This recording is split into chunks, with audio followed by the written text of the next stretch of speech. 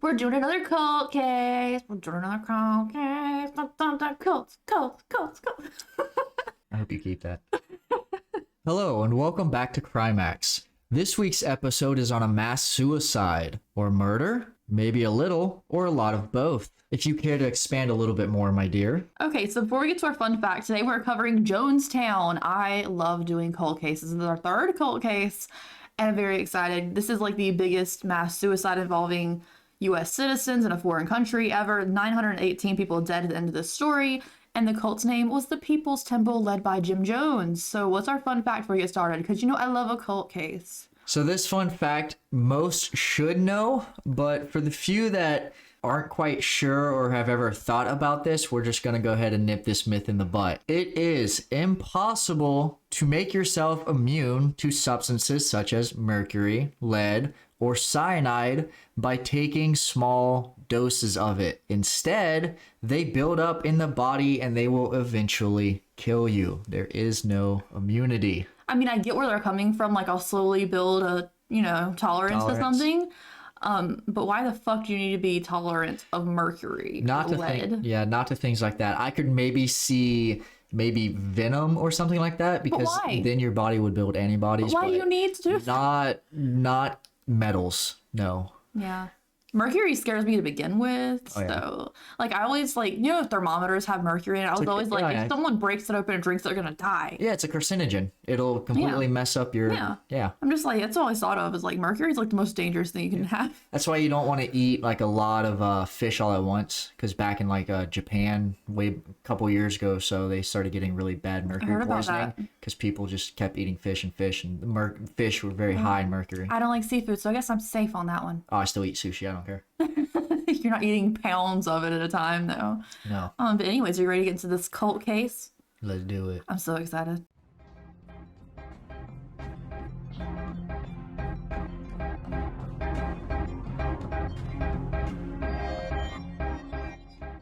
All right, so today we're talking about Jonestown, Jim Jones, and the People's Temple. Now I'm going to tell you a little bit about Jim Jones' upbringing, how he started this big cult, this big religion of his own. And we're just going to keep rolling like that. So I like telling a story of the people who started it just because it's good to know where things came from. And let's go ahead and get started with that. Are you ready? Do you know anything about this besides, drink the Kool-Aid? Other than what you've told me, no. I just gave you, a brief synopsis, what we're talking about. You don't know, this dude was crazy. I've heard of it only because I've seen Family Guy episodes and the Cleveland Show episodes and just random shows that have skits about it. So this is one of those things I've done a lot of research on. American Dad has an episode about it, I believe. Everyone has talked about it. No, it was Family Guy. Family Guy. There's a million people who have talked about it. Everyone says don't drink the Kool-Aid. I've listened to every podcast, every docu-series on this, everything. I've also even tried to fall asleep listening to the Jonestown tapes of the day of the massacre for hours at a time, just so I could feel what was going on in the situation. Yeah. Might be creepy, but I like it a lot. Doesn't surprise me. Doesn't know, but I like to know the mindset of these people. I think that's why I love cults so much. So Jim Jones grew up in poverty in Indiana. His dad was an alcoholic Nazi, or also had affiliations with the KKK, and his mother was very distant, so he didn't have a lot of parental guidance growing up, and it made him an awkward kid. He gained a fascination with the religion after he went to church with a couple of people from school, and it made him feel like this was the only place where people cared about him. He also started doing weird things with dead animals in his yard and stuff, so he would have full-blown funerals where he was the preacher, having the ceremony over the dead animals, dead birds and stuff. There's even a report that he stabbed a cat to death in his parents' yard just so he could have a funeral for it. It's always with the cats. Well, that's the thing. Serial killers and stuff usually start with animals before they get to people. Yeah, but why is it always cats? I don't know. I mean, cats are everywhere, it feels like. We have 4. Didn't plan on having 4 cats in a house. So what you're saying is if we decide to go serial killer, we're good. No, I like animals too much. I feel like these people don't care about them, They don't care about human life. They don't care about animals either. At the Indiana University in Bloomington, he heard a speech by Eleanor Roosevelt talking about the mistreatment of African Americans, and this really resonated him. It would make a big part of what made his own church a success later on in the future. Again, he had a KKK Nazi father, a lot of bad affiliations, and then he got introduced to religion, which seemed like all accepting and everything. So two counterproductive things in his life, and he chose the church going way over that. He also married Marceline Baldwin in 1949, and she would stay with him until his death in 1978. So at the end of the story, we know 900 people are dead. She's one of them. So she died at Jonestown. Well, now we know. Well, now you know. Now you know. 9 people died. 917 other people died. So in 1952, Jim Jones got his first church job and became a student pastor at the Somerset Southside Methodist Church,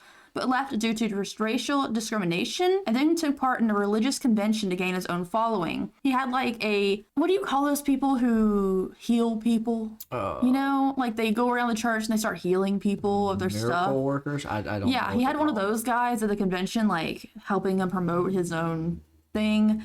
And from this, he gained his own following. He was officially ordained as a minister of the People's Temple Church, which was his own church, in 1957. So Jim Jones did a lot of good things too. I know it's shocking coming from like a evil person, but he did a lot of good things too. So he gained a following as a civil rights activist. He would allow anyone into his church, didn't matter your race, didn't matter anything, which was uncommon back in the day. He also helped local restaurants integrate by calling out the ones who didn't serve African Americans and like showing his support to the ones that did. He also had a rainbow family. Do you know what a rainbow family is? I'm assuming someone from every part of the world? No, so his family, like he had his own kids with his wife, and he also had adopted kids. So he had one black son and 2 Asian children. So it was like a mishmash of people, and they called it a rainbow family, which was weird to me. It's just a family. Why is it called a rainbow family? It's weird. It's not a thing now. He also had 9 kids total. So dude was like doing a lot. Like I can't, that household had to be so noisy. Nowadays, that's not a big... 9? Nowadays... 9? Yes, but nowadays that's sort of like, oh, man, yeah. Back then, I couldn't imagine it. I don't know, man. I mean, I guess if you have a bunch of church people working for you, and then they can like watch your kids for you, you know? But 9? I'm sure it was a whole family thing. But anyways, his rainbow family made him seem more progressive, as well as his like activism. He also got a lot of praise for these acts, and it started to give him a God complex. So people would see he'd do something good, he would get like a big head about him. He moved his family to California in the 1960s and slowly started to move his church away from Christianity. He said the Bible would teach people to discriminate against others and also to control their lives. So it was a flyaway religion in his terms. So Christianity wasn't a real religion. It was telling you what to do and who to like and who not to like, which I agree with, to be honest. Like, telling you how to live your life is not the way for me.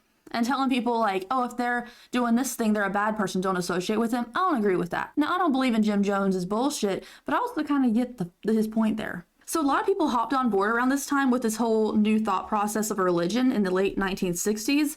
And by 1971, there were 3 People's Temple church locations with thousands of members total. He would take bus trips around the country to recruit people. He would like fix up old buses and like have people come join him. A majority of his followers were black, and he was a white guy. So they thought he was like a progressive guy trying to be friendly with everyone. He also convinced older church members to give up their possessions, sell their homes, and donate all their money to the church. And then the people who didn't have any homes anymore because they give all their life savings and their house to Jim Jones would live together in common areas. Which I guess it's kind of like being in a nursing home with other people who gave everything away to a church. Step number 1 in a cult, take all their money. You know, that always happens every cult. Yeah. So the church members will be paid for up to 20 hours of work a day. So they were getting paid. They were saying, hey, come work for the church. We'll give you this. But you're also expected to donate your paychecks that you got from the church back to the church. You were given a $5 allowance for whatever you needed for yourself or your family. But like anything you made from the church would go back to the church. That's not enough to do jack with. $5, no. I mean, even back in the 70s, it might be $100 tops. I don't know. But like if you didn't give your paycheck back to the church, they didn't think you were loyal. They're supposed to be like, oh, you made this money from the church. Don't you want to give it back and help us build, blah, blah, blah. I mean, again, cult-like activities here. So, man, at that point, why don't they just take it out before... I mean, they're getting paid from the church, right? And expected to give most of it back. They give the entire paycheck back. They'll give you a little bit of allowance. You know what's funny is, nowadays, though, at least businesses, if it's coming back to them, they just go ahead and take it out. So they don't even give you the option. That's true. So I don't know. His way might be a little bit better. So people were already weak and trying to help progressive movements during this time after the assassinations of Martin Luther King Jr. and JFK. So like everything was like really racially tensioned. People were like, oh, this is a nice guy. We're going to help him out, help him build his church, and this will be a better community going forward. They thought they were going to restart and rebuild the world into a better place together. Like this church was going to come together and cure everyone's problems, which is not a thing. I'm sorry, one church is not going to do that. And then the government was always going to try to stop them, try to shut this down. Like they didn't want any of this because there's always these conspiracy theories, events like the government killed JFK or Martin Luther King Jr. Like there's always conspiracies. And then like Jim Jones himself was always paranoid. So he was always saying that the government's going to shut this down. Government's going to come get us. So another thing Jim Jones did, which was really weird and also kind of funny to me, and I don't know why,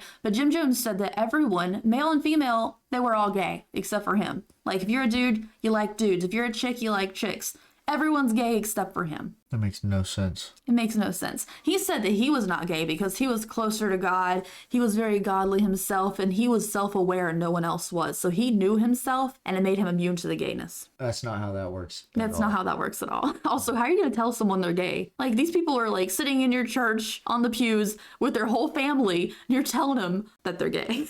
So sex was seen as a bad thing because it was a distraction from their churchly duties. Like if you were too busy having sex or having sexual thoughts, that was distracting you from your duties to the church, your loyalty to God, which is real intense. Also, sex is perfectly natural. So he tested their loyalty through money, through time, to their relationships, spending all their time at the church or working for the church. Even during the church hours, they weren't allowed to like have fun. They had to be like constantly on whatever path he set them on for the day. He even passed out punch one time and gave it to everybody, had them drink it, told them it was poisoned, and saw who would freak out about it just to test their loyalty. Also, if you haven't noticed by the fact that he's giving them paychecks and taking it back and, you know, all that stuff, Jim Jones was very pro-communism. Like even when they move later on in the story to Guyana, it was supposed to be a very pro-communism, everyone helps each other kind of deal. You know, everyone's equal. You know, even in communism, they didn't help them. Communism's not a good thing. I know, that's what I'm saying.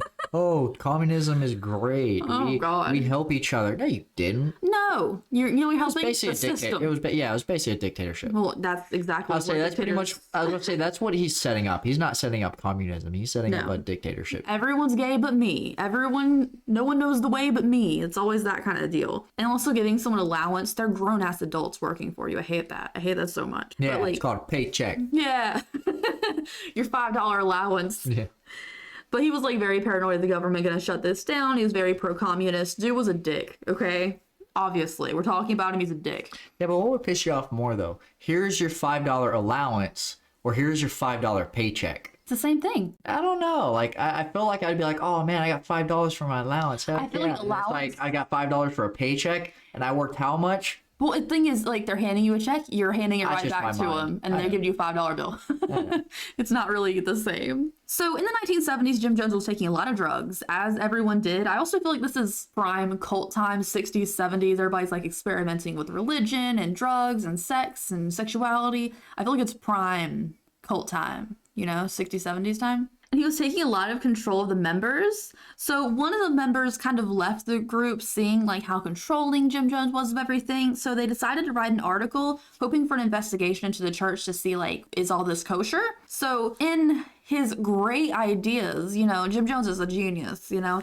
So he decided, hey, everybody, let's just move to Guyana in South Africa. That'll solve all our issues. No one can investigate us. No one's going to come bother us. We'll start our own little utopia. No one's going to, you know, deal with us. So he decided to move the entire church into the middle of the jungle, like middle of nowhere, jungle. Great idea. Like, oh, someone's gonna come investigate us. Instead of like cleaning up your act and getting it together, let's just ditch the entire country. It'd be like that sometimes, though. So in December of 1975, they moved the church to the jungles of Guyana. Obviously, everyone didn't go, but within the first year, 500 people had set off and moved to Guyana. He told them they were going to start a new utopia together. They wanted the government to stop looking into them. People were slowly brought there. A lot of strong men started off going there so they could start building structures. And they also made like little commercial like videos of people laughing and smiling and having fun in the jungle and like in their new society with their new little building structures. So they would entice other people in the US still to come over and start their new life there. So like a commercial, hey, we're in the jungle, come join us. You know, everybody's having such a good time out here with no electricity. Actually, I think they had electricity because there's tapes. And do tapes run on batteries?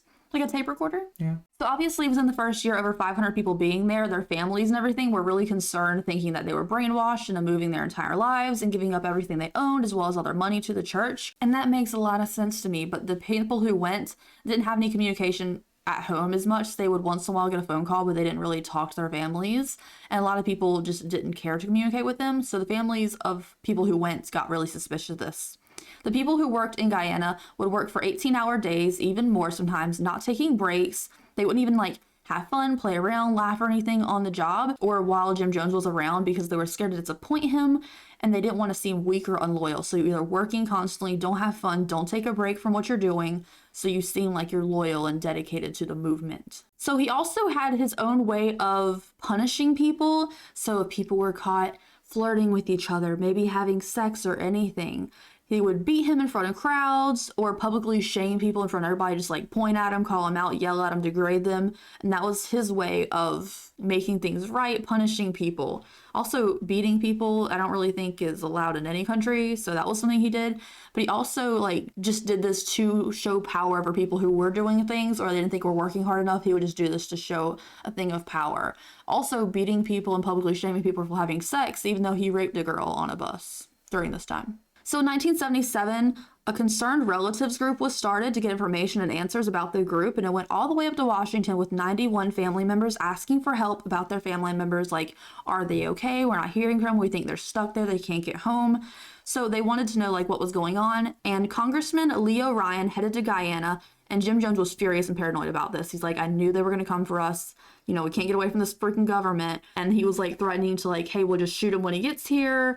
But he decided to go ahead and let him in once he was already in Guyana. So Congressman Leo Ryan, as well as some NBC news reporters and journalists and a couple other people, including camera people, went to Jonestown on November 17th, 1978. So Jim Jones put on a big party telling everyone to act happy, smile, don't talk to him unless you actually have to.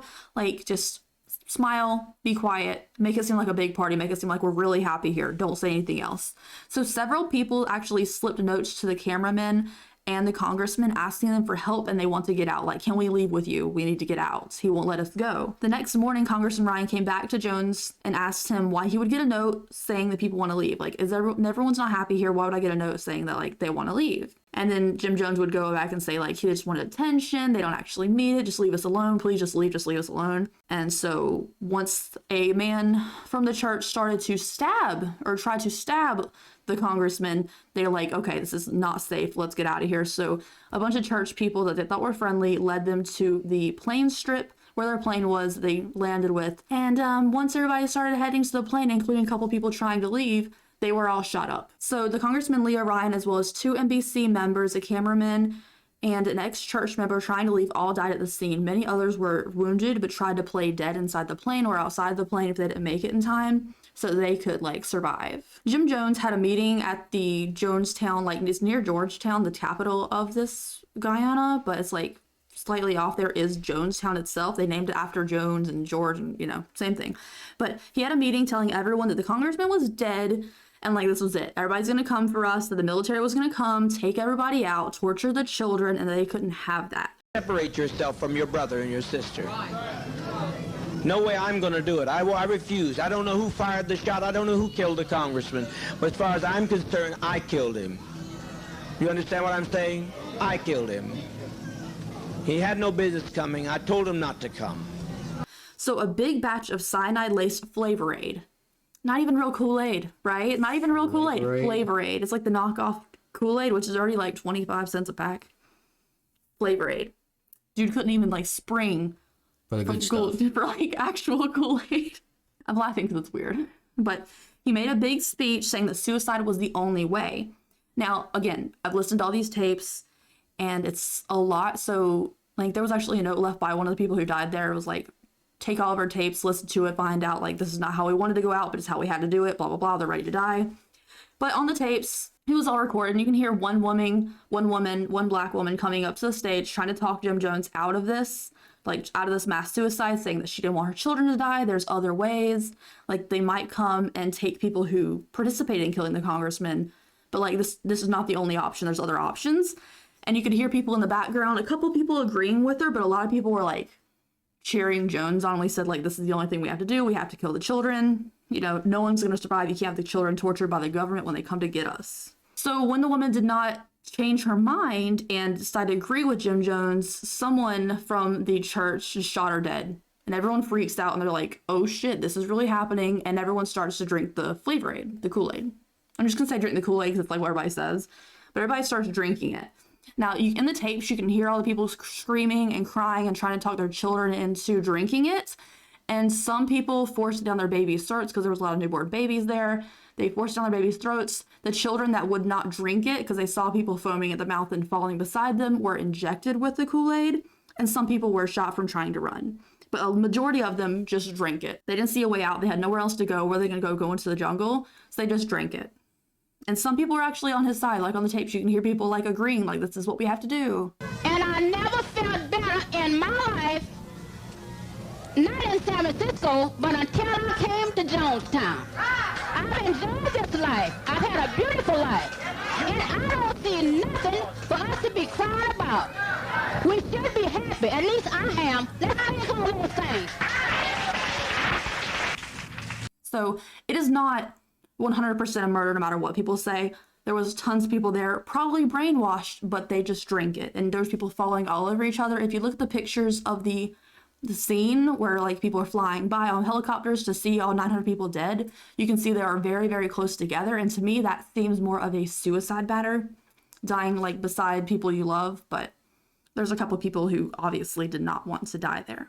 Besides a couple people who survived from the plane shooting, only 5 people escaped into the jungle and survived this mass tragedy. Jones actually shot himself. So this douchebag poisoned everybody. And of course, he couldn't go down with the ship, so he shot himself because he didn't like how everybody was dying around them all painfully.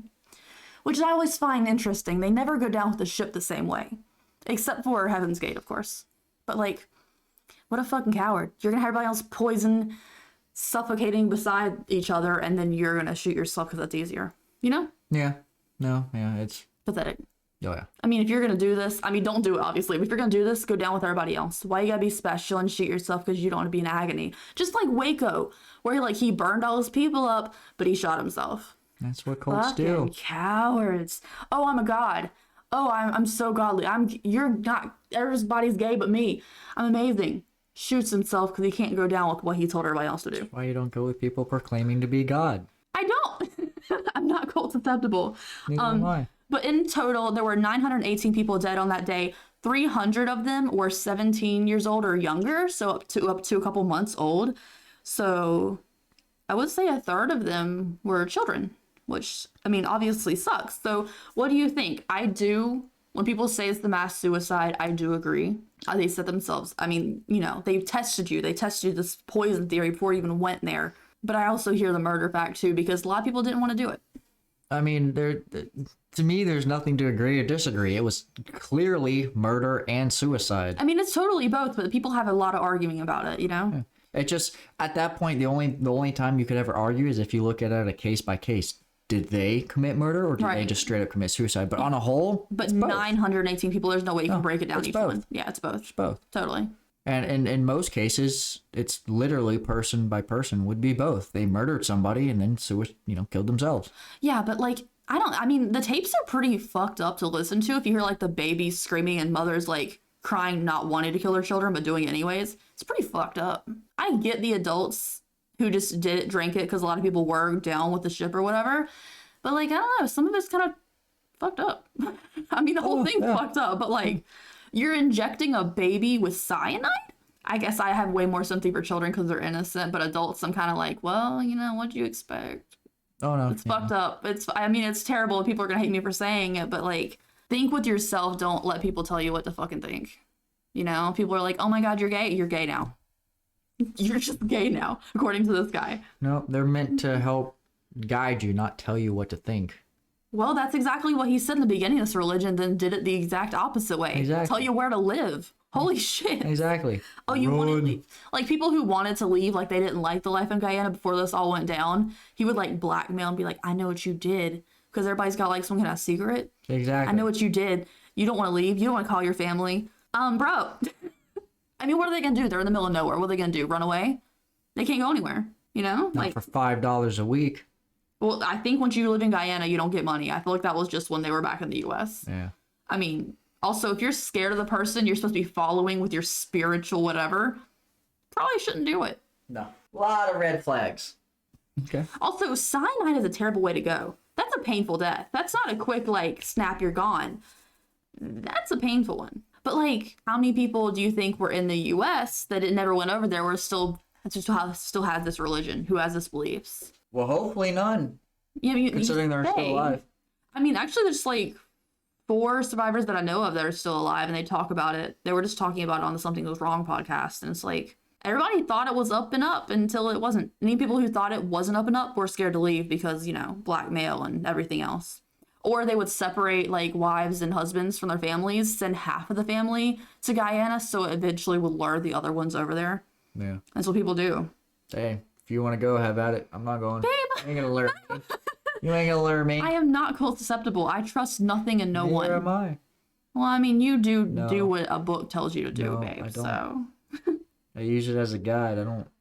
Well, that's what he said. He said it was like he said it was a path over. Okay, listen. When it comes to my religion, that is finite. When it comes to what people tell me, But they tell that you is that in the form different. of a religion to make it like. that is different. But you know, all these people take something from I'm like. sorry, but I know what is right and I know what would be wrong. If it's going to affect me, I'm going to stop and think about it. Sweetheart, I disagree. I don't think you know what's right and what's wrong. Mm-hmm. We have different thoughts on some things that I think you think are wrong. And I'm like, that's not wrong at all. If you're gonna affect my ability to live, and you're gonna start telling me how I should think or what I should do, Well, baby, that's what religion does. Religion tells you what to think and what to no, do. it doesn't. Well, it does. But it tells you like gay people are bad. Then like, sorry, that's Yeah. telling you what to think. It does not affect you whatsoever who someone sleeps with. But yes, people think it's bad because someone told them to think that, and I don't subscribe to that. I'm just saying, it tells you. People say religion does not make you think, or It does. you know, it does. It tells does. you what to do. It tells you what to think. It tells you what kind of person to be. But it and I'll doesn't. subscribe to It doesn't tell you to kill people or kill yourself. In fact, it tells you to do the opposite. No, but this Jim certain Jones said scenarios. that certain things, you know, the Bible does discriminate against certain things, and that it was a kind of a that he didn't Well, like then it. those people need to do their own research then. Oh my god! Sorry, but no. Do their own research on a book that has no basis. Yeah, it does. There's no basis, babe. Yes, there is. There's no basis, babe. It's someone wrote a story, and they kept printing the story. 63 people wrote stuff that a lot of it has been scientifically proven to have happened. No and one to be scientifically true. proved shit. Yes. And also, 63 people. You really trust 63 random dudes? No. No, I do. Absolutely When not. when literally the book has absolutely no contradictions. You can't have 63 Oh, there people is write something. contradictions. No, they're That is, not. there is contradictions. No, they're not. Yes, there is. No, they're not. Yes, there is. Anything you might think are a contradiction, it talks about in a different book, which means somebody else Sweetheart, wrote it. you just sound like someone who's brainwashed at the moment. I love you so much. I love you so much. But there are contradictions that people point out all the time. No. Then they need to finish reading it, because no, they're Well, not. sweetheart, I could write a book right now and people could follow it. You know what that's called? A cult. It's called a cult. Telling people, like, the cult definition is like telling people what to think and what to do. Like that's what all religion is to me. But like, at least if you have a cool religion, you're cool with it. That's cool. I'm great. I'm happy for you. But the second they tell you move your shit, give me all your money, you're a fucking cult. You know. And I think that about most religions. But I love the cult episodes personally because I'm like, how did you believe this? How did you believe moving to the middle of the jungle and killing yourself with cyanide was going to help anything? Anyways, thank you guys so much for joining us for today's case. I love doing cult episodes. He hates it because I don't mind it, because to me it's all fucked up. but they all base off religion, it seems like. Exactly. And there's a They reason all for take the it. religion and they twist it. Disagree. No, that's exactly what they do. They Every twist single it. religious person takes their interpretations and does what they want with it. okay? Exactly, and then they use it We've for done this evil. before. We've said the exact same thing before. We had the exact same point every single time. Where I'm like, every religious person takes what they want and leaves what they want. Exactly. and We've that's had not how sex. it's meant to be. That's a sin. Yes, That's it a is. sin. And then Yes, who it is. cares, right? You do what you want. Just do what you want. Who cares? If you do what you want, that is why the world is so fucked up. If you do what you want, you throw out all morals, all ethics. Nothing That's not even is off true. the table. Yes, it is. That's not true. I have morals, but I don't have someone telling me what to think. I have my own personal morals, not based off someone saying this is what's good, what's bad. I know what's good and what's bad, you know? Okay. And yeah. So no, you're not throwing all morals out the drain. Just have different ones that no one gave yourself. You thought for yourself and came up with, which I like more. But anyways, thank you guys so much for joining for today's case. I make my boyfriend angry every time we do a cult episode, and I hope he doesn't break up with me for it. But thank you guys so much. I'm breaking up with you. You better not. I'm gonna save you. You're gonna save me? Well, that was a good run. Bye, guys.